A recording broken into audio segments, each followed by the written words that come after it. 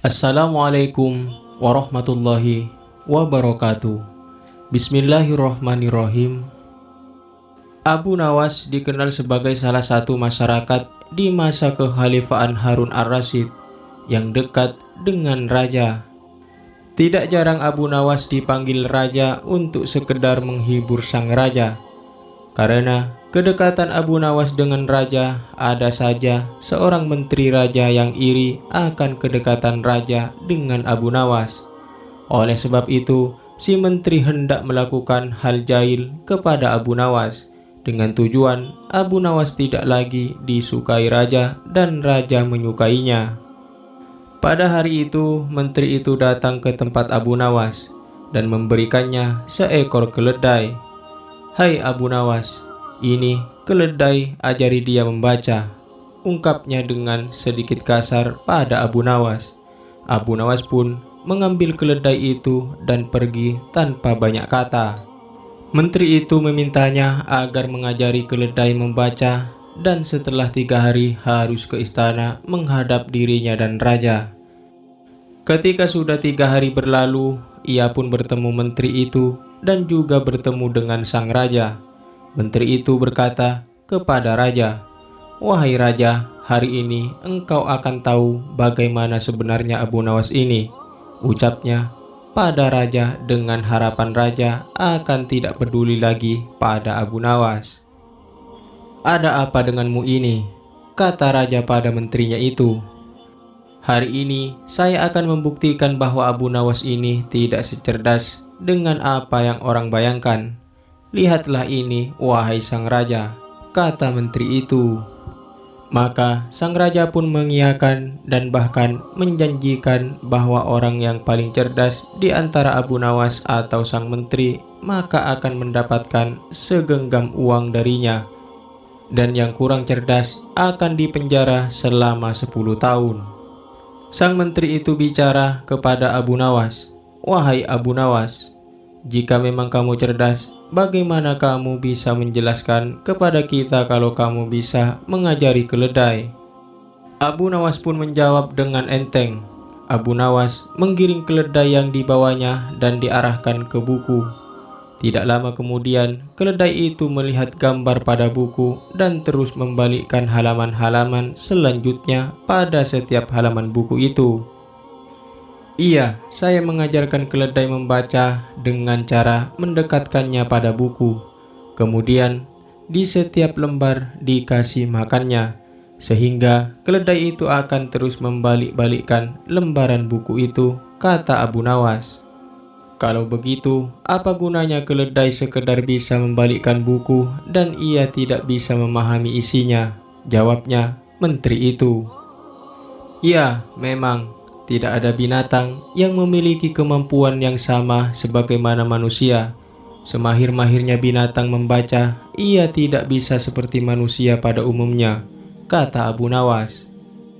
"Justru orang-orang yang tidak mengakui bahwa kemahiran yang dimiliki hewan dengan kecerdasan manusia tidaklah sama, sehingga hewan tidak bisa membaca, adalah mereka yang otaknya perlu diperbaiki," kata Abu Nawas. Maka sang raja pun tertawa atas jawaban Abu Nawas itu. Sang raja pun memberi hadiah kepada Abu Nawas dan ia pun langsung pergi.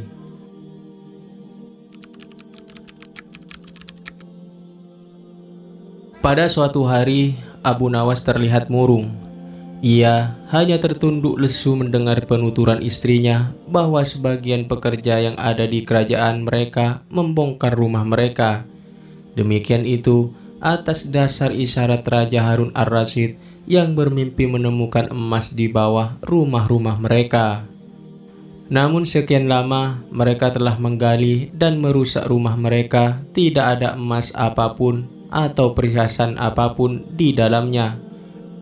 Mereka pun kecewa.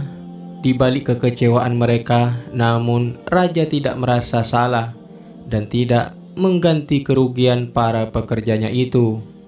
Mendengar demikian, Abu Nawas jengkel dan mencari cara untuk membalas raja. Sekian hari, Abu Nawas berpikir keras untuk mendapatkan ide untuk membalas sang raja itu. Ia terus memutar otak bagaimana caranya agar raja itu sadar akan kesalahannya, karena galaunya Abu Nawas dikasih makan pun tidak ia makan.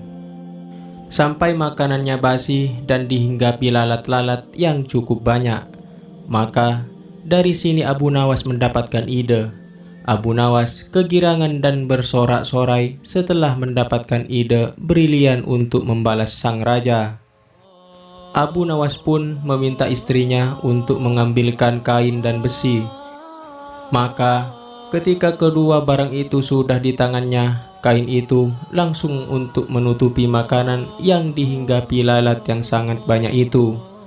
Dan tidak lama kemudian ia menghadap sang raja sambil membawa makanan yang dibungkus dalam kain dan juga membawa besi. Ketika sampai di depan istana, Abu Nawas minta izin kepada raja. "Wahai Paduka, saya izin ke sini untuk melaporkan adanya makhluk yang masuk ke rumah saya tanpa izin.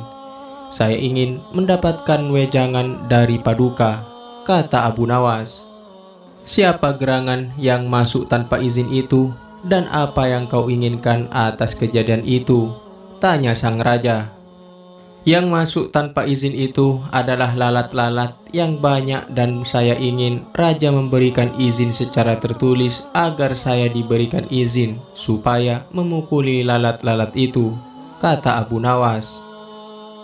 Maka raja pun memberikan izin untuk Abu Nawas.